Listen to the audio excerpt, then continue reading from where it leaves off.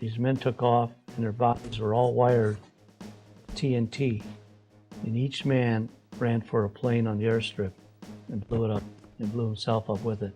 But that's what they were taught to do, to die for the emperor. And if that's the way they want to go, I suppose. If it makes them happy that way, let them have their way. I'll live my way.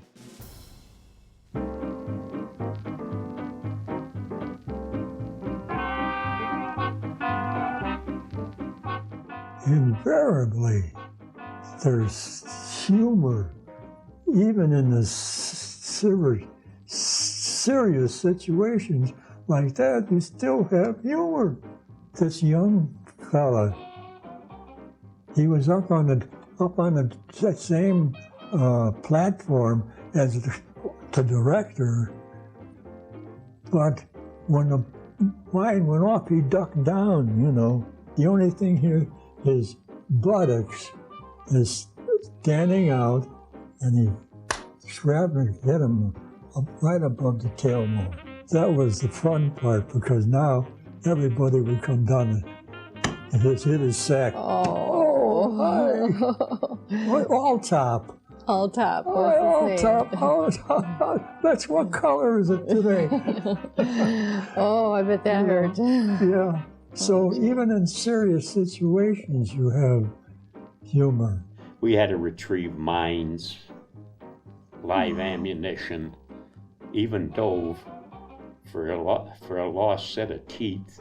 Because first they had dropped 5 cases of whiskey overboard, and we were brought there to bring the whiskey up.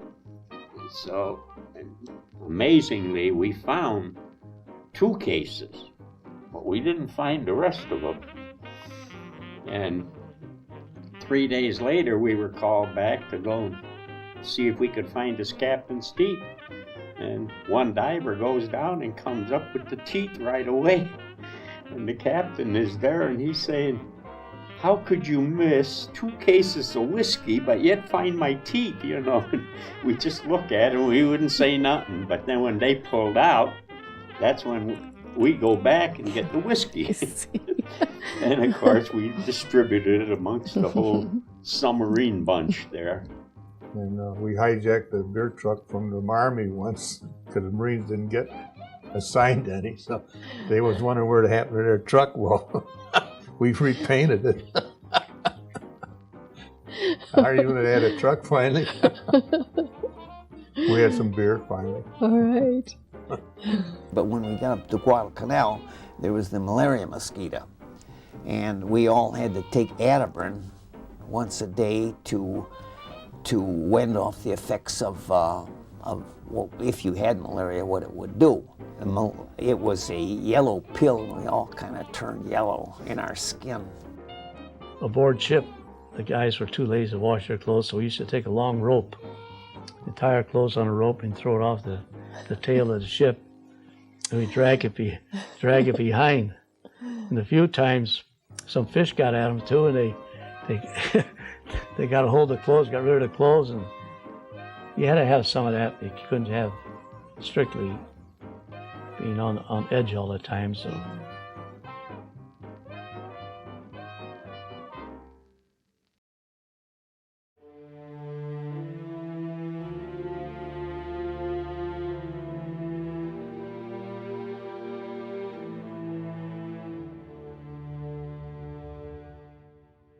Then on August the 6th, we got the word on Armed Forces Radio that the United States had dropped the atomic bomb on Hiroshima. We didn't know what an atomic bomb was, but I remember the announcer saying it harnesses the energy of the sun, and that made a little more sense to me. I was on the island of Luzon, because if we'd had to go to Japan, a lot of us would have got killed, because they were dug in all over there. I didn't see anything what happened there at all, but I know of that Iwo Jima and them places that was really bad. And in Hiroshima, in Japan, that was all leveled, so there must have been a lot of deaths there. And I was at Guam, and this is where I think the greatest president we had was Truman. And anybody that talks about it doesn't know what the hell they're talking about, because I was sitting on Guam waiting for the invasion of Japan. And when he talked about dropping the A-bomb, we all cheered after it was dropped. We didn't know what it was, what it could do. And like I said, we were at Guam waiting to go there for the invasion. We were told what our orders were and what we were going to have to do. Hats off to Harry Truman for using that bomb. They hold it against him, but if he hadn't done it, because our whole unit was scheduled to go up on the invasion of Honshu Island, the main island of Japan, and that would have been a very costly affair. After they secured the island, we start getting our issue of winter clothes. We said our next move is going to be Japan, which is only 300 miles from Okinawa. And then I believe on August 7th, they dropped the first bomb on Hiroshima. And then on the 14th, they gave them a chance to surrender. And they wouldn't do it. Then they done it again on the 14th, Nagasaki, I believe. And the second one is, I mean, all those people, all those civilians wiped out, which wasn't their doings again. But the way I looked at it was either us or them. They figured if we hit Japan, hit the main island, we'd lose 1 million men. Because there's just no way you could take that big island. So thank God for the atom bomb, which a lot of people didn't think was right. But if you were in service at the time, you saw the other side of the fence too. I deem this reply a full acceptance of the Potsdam Declaration, which specifies the unconditional surrender of Japan. In the reply, there is no qualification. Arrangements are now being made for the formal signing of the surrender terms at the earliest possible moment.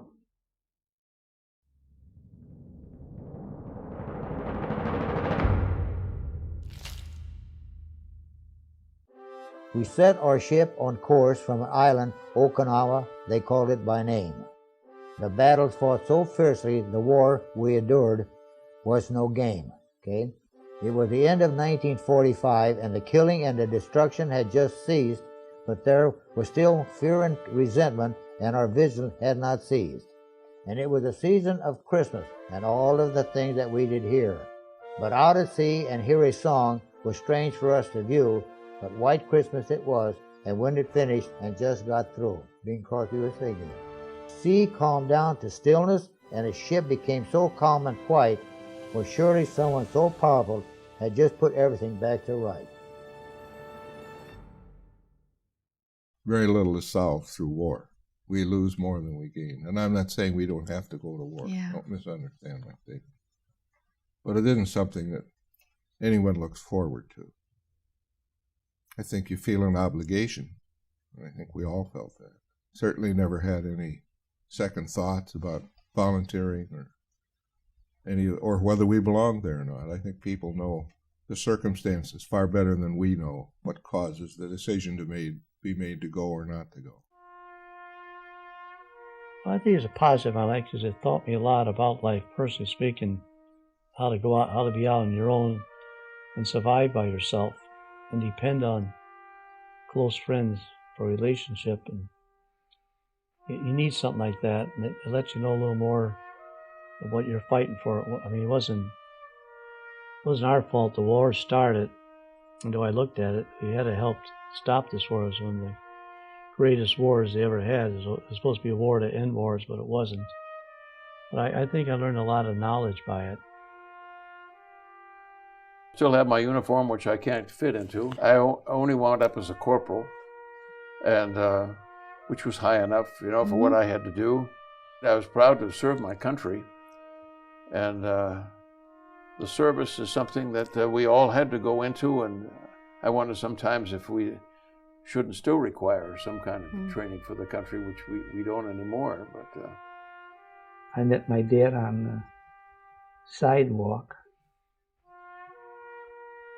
of Parkside Avenue in Chicago, and he grabbed me and felt all my bones to see if I was complete.